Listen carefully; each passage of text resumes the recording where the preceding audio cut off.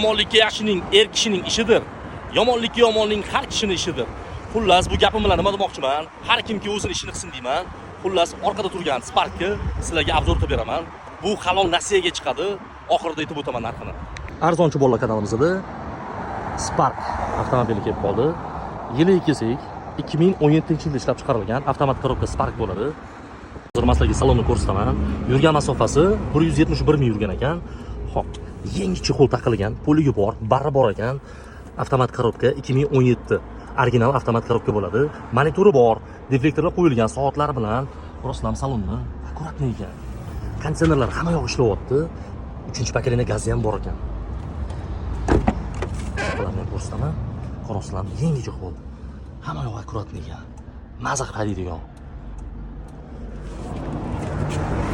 Mashinaning sostenasi zo'r ekan. Orqalariga pisochni fara qo'ygan ekanlar. Ko'rasizlarmi? Zazorni ko'ryapsizmi? Hamma yog'i zo'r ekan. Ballonlari ham pasti yangi ekan pasti.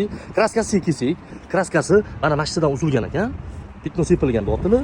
Mana mana shu ishi polni sepilgan deyaptilar. Ichlari butun liboy o'rami kelib ustidan olib kelib tekshirib olishingiz mumkin ekan. Holati zo'r. Bari 2017 Spark boshqacha.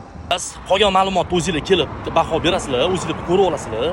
Xo'p, mashinani tani $7000, boshlang'ich $1000 berasizlar, $6000 sizlarga xolislik yiliga, xolislik 3 yilga hisoblab beramiz. Halol nasiya bo'ladi.